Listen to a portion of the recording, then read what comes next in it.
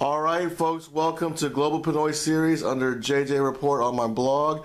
We're honored and privileged to be here with John Coker. John Coker ran for city council in this past election, correct, John? Yes, sir. And I know a lot of folks, they ask about this. What was your rationale for pulling out, John? You were on the ballot, you got 16,000 votes, but you dropped out, and you still got 16,000 votes. I said back in, actually the year prior, from the day one I got into the race, that it was about us winning, not me winning. When we got to that point in the election, through the time I offered the other two candidates to do the same, to look and see who is winning or who has the best chance to defeat John Earn at that time. And then we should work together to make sure that that happens. Although both my opponents declined, I decided to keep my promise. And as per the polling I saw, they told me if I stepped out, that John Earn would be defeated. And I was correct. So you had sort of informal talks with the other campaigns, the RKs, the NYGARDs, those guys, and they were kind of lukewarm to that proposal? Oh, not lukewarm. They flat out declined it. Well, so that's pretty big of you because, for an absentee, you pulled out, a month before the election. Yep. You were on the ballot, and you still got that. You had a lot of support out there, obviously. The entire reason I ran to begin was because I thought John Earn needed to be replaced. And that happened. So I won. Why did you think he needed to be replaced, John? I didn't think he represented the people of Virginia Beach. In what way? In a very basic communication. Rarely ever talked to anybody. We believe that he did not have his priorities straight. He wanted illuminated surfboards on I-264 while homes flooded. That's not the priorities that we need in Virginia Beach. Okay. Do you think your ideology is pretty similar to, NYGARD won the state, that seat, 200 and some votes. Do you think he'll maybe carry the banner of that sort of populist message? I like David Nygaard's position a lot more than I do John Earn's, that's a fact. Okay. I do have some, of course, nobody agrees 100% on everything. And I'll be keeping an eye on him. But so far, he's already done more. He's been up to Richmond. He's been active. He's been talking to people at the very least. So I'll be interested in watching over the next 4 years. Okay. And quick background, John, you were a retired military? Retired U.S. Navy, yes, sir. Okay. What was your job in the Navy? Or what? When I was in the Navy, I was an SK. Okay. And supply clerk. Okay. Did that for, 20 some odd years? Or? Yes. Okay. And born and raised in this area? No, I was born down in, I was born in New Jersey. I left there when I was 2 years old, told my mom, let's get out of town. We went down, and I was raised in Florida, down in Venice, Florida. Joined the Navy from Florida. I got stationed here in the first time in 99 on the USS, in 91 on the USS Wasp. Then I came back in 99 with VFA 105 out of Oceana. As of that time, I bought a home here. Wife and I really enjoyed the place, so we decided when we retire we were going to live here. And that's what we did. Okay. Our kids here. And how many kids do you have? We have two beautiful daughters. And my audience in this identity politics world always wants to know, why does this man have olive skin? Where's he from? His parents, probably. The only way I'm a mutt. As we all are. I have grandparents from all over the world. Okay. I have some Italian, I have some Danish, I have some English, and I believe German. Okay. So after you retired from the Navy, then you went into the private sector? Well, when I retired from the Navy, the first thing I did was sit on the couch for a year. Okay. I thought I deserved that, and to catch my breath, to get up. I also finished my schooling. Went ahead and finished and completed my bachelor's degree, technical management. Then I did a little bit of around with, I ran a home inspection business for a while, and I got a call to come back into, work for a defense contractor. It was part supply and part computers, which is, another passion of mine, something I've been learning for a long time. And I joined them, and, just went that route, and I've been an IT contractor ever since. And then in your last, almost 20 years in the area, had you been pretty civically involved? Well, I have been. I've been civically president of my neighborhood, elected 3 years in a row. And doing that, we were very involved. We set up safety guards, crossing guards during Halloween. We had food drives. We had park cleanups. We had neighborhood parties. Also been a member of the Virginia Beach City Council Civic Leagues. Okay. And And you ran in the Beach District, correct, John? Yes, sir. Okay, gotcha. you know, when my kids were younger, obviously it was much harder. And when the kids were young, I was always the guy. You know, I showed up with my pickup truck so they could haul the band equipment to an event the band was doing or something for the drama club. You know, always helping the kids and always helping the school. Gotcha. Okay. And we talked before, that was sort of the impetus for you wanting to run for city council, correct? I mean, what were some of the issues that were really kind of interesting to you, or maybe things you needed to reform? Well, again, real quick, you know, the reason I picked this last cycle to run was several people had asked me to run prior to 4 years ago, but my kids were still in high school at the time, and I wanted to enjoy to see my kids growing up. Now, when they both went off to college, that's when I decided, okay, now I have some extra time, I can do that. But again, it was not, I don't want to point a finger at one policy, it was an overall impression of how at least I felt that the citizens were being left out of city government. I did not believe John Earn represented the citizens of Virginia Beach. And when I say that, even though it is the beach district, he's supposed to represent every single citizen in the city of Virginia Beach. Because as some people in my audience might not know, we don't have a ward system, but Correct. You can vote for anybody in any district in the city. So someone running, like, say, in the Pungo district with Barbara Henley, you can vote for her from Centerville. Correct. Yeah. Right. So, you know, you should be representing everyone. The people in Centerville and the people in Pungo and, you know, the Bayside, they're just as important as those at the oceanfront. Are you for a ward system? Personally, yes, I am. Okay.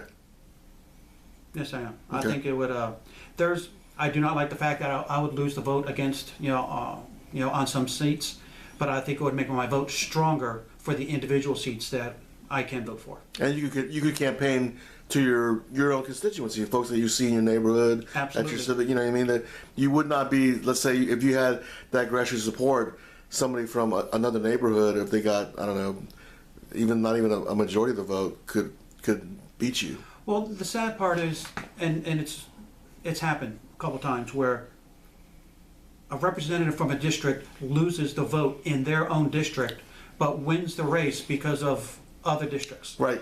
Right. And to me, that's just not right. Yeah. You know, and I think it dilutes a lot of people's votes, and that's why, you know, we should have a ward system. Yeah, like I have a townhouse in Bayside, but you're right. If I could knock on every door out of Lake Edwards and all these other places, they might support a candidate, but Lewis Jones might have support throughout the whole city, and so the folks in Bayside that want him or want their representative will not get that representative. Absolutely. Okay, John. And so since the election, you've had some time to sort of wind down.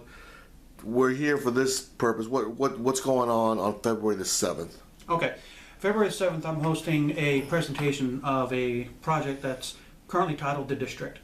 It's the land area between Dam Neck Road and Harper's Road. I believe most of it is what used to be known as Taylor Farms. There is a concept right now, and I want to be sure to make that clear. It's a concept. There's nothing final on this yet, of putting in a data center and technology park. One of the reasons I mentioned this earlier about running for city council, I said there was a lack of information that's brought out there. I'm having this presentation now while we're still in concept mode, so that we, the citizens, and myself, a neighbor who would be right across the street from this, can actually voice our opinions now when decisions can be changed and decisions haven't actually been made yet. So, I think it's important for people to get involved as early as possible. For example, the first concept would have the road that goes through my neighborhood, Eaglewood Road, become a throughway to there. Our neighborhood already said we don't like that, and it got changed, and it's not going to be a throughway now. So we can make a difference. It's at that point where we can do that. I have the developer will be coming down. His name's Lewis from NextFen. He'll be coming down making a presentation telling us exactly what's going on with this one. Now, what he is doing, just to be clear, on February 13th, there is a, going before the zoning board, a request for rezoning of the land. It's going from agricultural to I-1, I believe it is, industrial, light industrial. This rezoning is only for about 10 acres. I think it's 10.2 acres total. The whole concept, however, is almost 900 acres.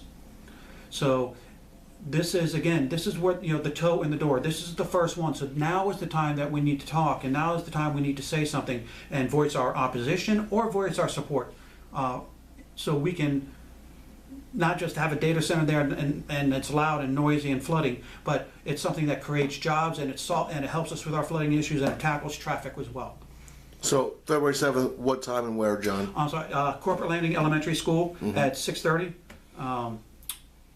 Come on out, spread the word. Is this a citizenry group, or is it being sponsored or just hosted? Or We're doing it at the Red Wing neighborhood. okay, gotcha.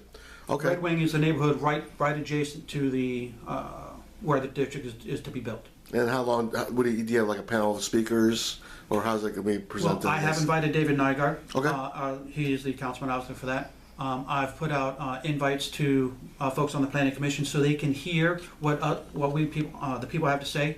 So going into their meeting on the 13th, they actually, again, they have firsthand knowledge of what the people think about it. I've reached out to Public Works, but I've not heard back from them yet. And there's some other activists throughout the city I've invited as well. No one has, except for the developers, of course, and the project owners. They haven't said for a fact they're going to be there yet, but they've all been invited. And how did you get early notice that this project was going to come into fruition? Maybe. Actually, I stumbled across it by mistake when I was looking up something else. When I was looking up the Dome project, because the team that is drawing up the concept for this is the same team that is working on the Dome project. Okay. So while I was on their website, I was looking through all their other projects they were doing, and I saw this and I said, "Wait a minute, what's that?" And that's when I started asking questions. Gotcha. Okay, so and if folks want more information on this February 7th event and on the group, can they get? Is there a website or a Facebook site or anything There's like that? not a website. I do have a Facebook event that you can find. If you go to my webpage, to my Facebook page, you can find that. Under John Coker. John Coker, correct. Okay. If you reach out to me, I'll let you know as well. And so they have questions, they can contact you then. Absolutely. Basically. Now, Okay. to be absolutely open and honest, myself personally, from what I know so far, I do support this project. I do have concerns about traffic. I have concerns about flooding. Dam Neck Road already floods and cuts off sometimes. And I have concerns about potential noise problems for my neighborhood. But at least so far, those questions are being answered for me in a satisfactory manner. The retention ponds and the infrastructure that's being put in, I'm being told, will actually improve stormwater in the area. Improve the flooding problems. I had a fellow neighbor present an article. These data centers, it's been shown throughout the country, a data center returns 950% on your investment. Unlike most businesses, if you bring a corporate headquarters or if you bring something else, they average anywhere from 150 to 200%. That's considered a major success. Where data centers, 950% return. Gotcha. Loudoun County up in Northern Virginia right now is receiving $250 million into their city coffers because they're data centers.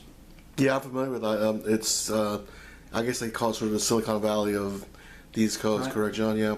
Imagine what we can do for flooding here with an extra $250 million every year in our coffers. Gotcha. Of course, this one data center is not going to put $250 million, but it's the first of an entire park. And beyond the park, and this is one thing that I spoke with David Nygaard about, and I really like, and he agrees that we can use this as an opportunity to help foster and start technology companies right here in Virginia Beach. So instead of trying to bring an Amazon to us, let's start the next Amazon right here. Sure. Data centers have shown to attract other high-tech companies as well, and it's the start of diversifying our economy and bringing something to Virginia Beach, so we don't just our stool, it doesn't have 3 legs. Let's add a 4th leg to the stool, and technology can do that. Gotcha. And these are some of the things you were talking about on the campaign trail. Absolutely. You were talking about just the movement of information and the access to it and all that kind of stuff. Yep. So that would have been great if your expertise had been able to speak on some of that stuff on council. I know people always ask, any thoughts of running in the future?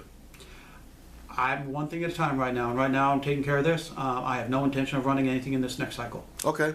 Well, John Coker, we really appreciate you spending part of your Saturday morning with us. Global Pinoy series on the JJ Report. And we hope to see you out there February 7th, folks. And look out for John just in Hampton Roads and Virginia Beach. Thanks, guys. Thanks, folks.